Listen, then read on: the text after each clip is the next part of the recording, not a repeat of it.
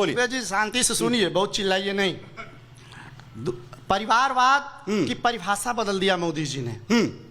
वो हमारे परिवारवाद को परिवारवाद कहते हैं, और जो उनके परिवार के लोग राजनीति करते हैं उनको कहते हैं, सदन में उन्होंने कहा, सदन में कहा कि जब उनको टोका गया सदन में, तब उन्होंने कहा कि नहीं, मैं ये नहीं कहता कि परिवार खराब है, जो अच्छे बच्चे हैं वो आगे निकल सकते हैं। तो आपका परिवार अच्छा, मेरा परिवार हो गया तो खराब, ये दो अर्थी भाषा नहीं चलेगी।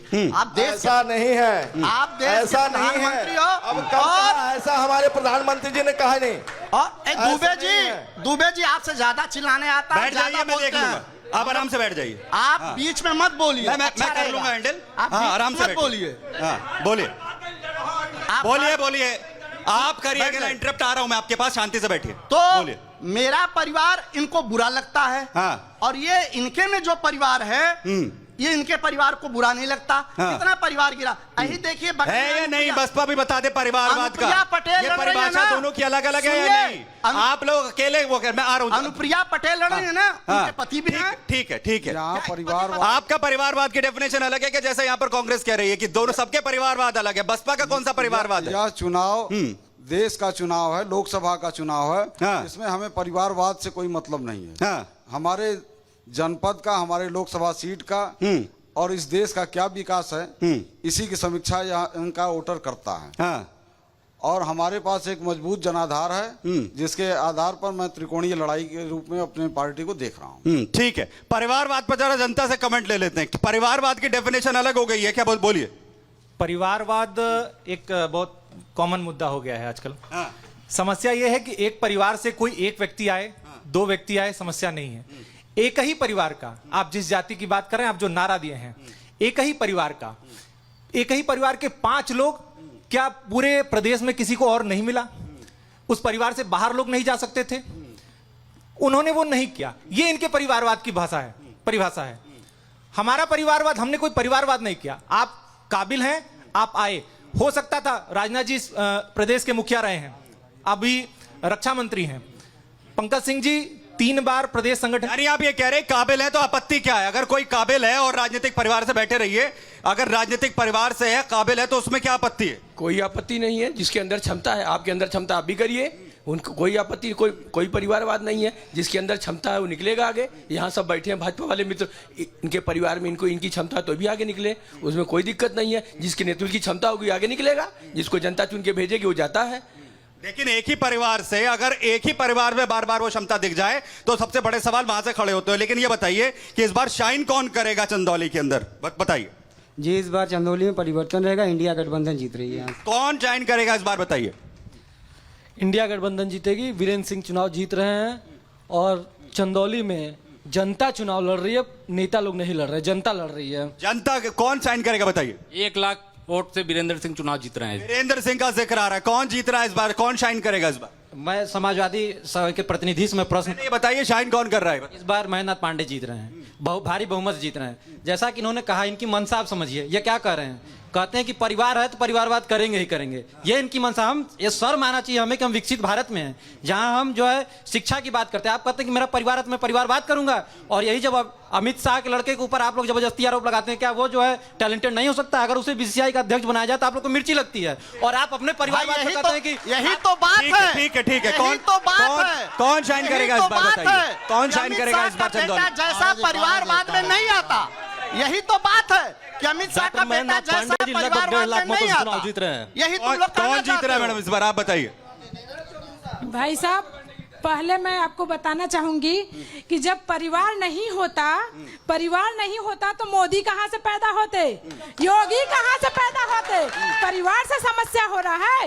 राजनीति करना है तो राजनीति तरीके से करिए, परिवार पर लेकर मत करिए। और इस बार रही बात जीतने की, तो वीरेंद्र सिंह को विजयी बनाने से कोई रोक नहीं सकता है। ठीक है, कौन शाइन करेगा इस बार, बताइए। कौन शाइन करेगा? मैं इकबाल अहमद राजू, मैं धर्म से हट कर मैं आपको बताता हूं, इस बार भी महेंद्र पांडे जी 50 से 1 लाख मतों से जीत रहे हैं। और परिवारवाद की बात जहां तक बात आ रही है, यही अखिलेश जी को आदरणीय स्वर्गीय मुलायम सिंह यादव ने जबरदस्ती 2012 में अपने नेतृत्व में जीत करके चुनाव उनको मुख्यमंत्री बना दिया। उसके बाद से आप कोई भी चुनाव देख लीजिए, परिवारवाद का मुंह में फंस के कोई भी ऐसा काम नहीं है। आज तक भी अखिलेश जी ने अपने नेतृत्व में कोई चुनाव जीता ही नहीं।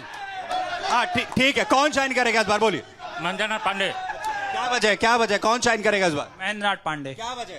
जी, उन्होंने बहुत विकास किया है। आज से 10 साल पहले चले जाइए, यहाँ पे 4 लेन 6 लेन नहीं थी। उन्होंने ही 6 लेन लाया। आज मार्केट जिस तरह से बढ़ रही है, आने वाले समय में यहाँ पे और रोजगारें बढ़ेंगे, उन्हीं के वजह से बढ़ेंगे। और अब की बार 400 पार। कौन शाइन करेगा इस बार, बोलिए। इस बार गठबंधन के प्रत्याशी वीरेंद्र सिंह साइन करेंगे। महेंद्र पांडे जी 10 साल सांसद रहे चंदौली जनपद के, और छात्र संघ के महामंत्री भी रहे काशी हिंदू विश्वविद्यालय में। आज तक एक यूनिवर्सिटी नया नहीं बनवाया चंदौली जनपद में। एक पॉलिटेक्निक कॉलेज जो चंदौली जनपद का वो भी बंद हो गया। एक IT कॉलेज नहीं बनवाए, एक एग्रीकल्चर कॉलेज नहीं बनवाए, एक महिला विश्वविद्यालय नहीं बनवा पाए। जो पढ़े लिखे बुद्धिजीवी डॉक्टर महेंद्र पांडे लिखते हैं, आज जो शिक्षा की व्यवस्था नहीं कर पाए बनारस के अंदर, अरे चंदौली के अंदर। कौन शाइन करेगा इस बार चंदौली के अंदर? पांडे साइन करेंगे। क्या वजह?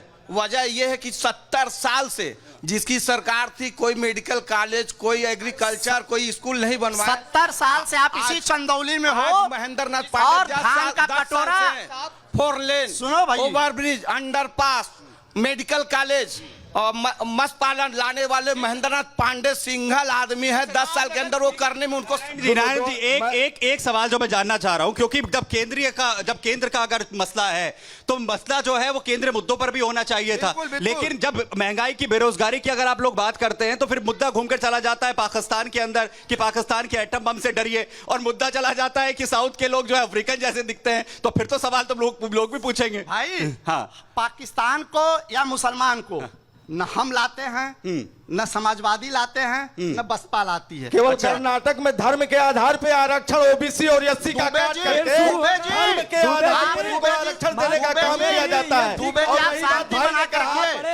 इनको पता नहीं है ये फंड क्या है, पहले कह दीजिए। ये फंड क्या है? नरेंद्र जी सुन ले, पहले सुन लेते हैं, ये फंड क्या है? 1975 से वहां कर्नाटक में जो आरक्षण है, और उसके बाद इनकी भी सरकार ही अभी हटी है, खत्म कर दी। आप इधर उधर मत बहलिए। जो बात आपने पूछा हम उस पे आते हैं। मुद्दा तो नेशनल होना चाहिए ना, और नेशनल मुद्दा है यहाँ। जैसे अभी हमारे एक भाई ने कहा ना, भाई भारी उद्योग मंत्री यहाँ हैं। चंदौली का पॉलिटेक्निक कमलापति जी यहाँ ले आए थे, और यहाँ में हर ट्रेड यहाँ था, आज ध्वस्त हो रहा है। उसमें सारे अधिकारी कब्जा करके रहे। डिग्री कॉलेज में जो व्यवस्था कमलापति जी दे के गए, अगर उससे एक लाइन बढ़ा दिए हो, यहाँ जैसे भी मेरे नौजवान साथियों ने कहा कि रोड बन गया, हाईवे बन गया, पुल। अगर रोड हाईवे पुल से ही आपको रोजगार मिल गया, तो रोड के किनारे नहीं, वही तो मैंने पूछा था। मैंने वही पूछा था कि इन मसलों पर बात ज्यादा होनी चाहिए थी, लेकिन बात चली जाती है कि एटम बम से डरिए, और साउथ के लोग जो है वो साउथ अफ्रीकन जैसे दिखते हैं। यहाँ ले आते हैं विरासत टैक्स पर जो मसला आ जाता है। समाजवादी पार्टी, नरेंद्र जी ठीक है, बस।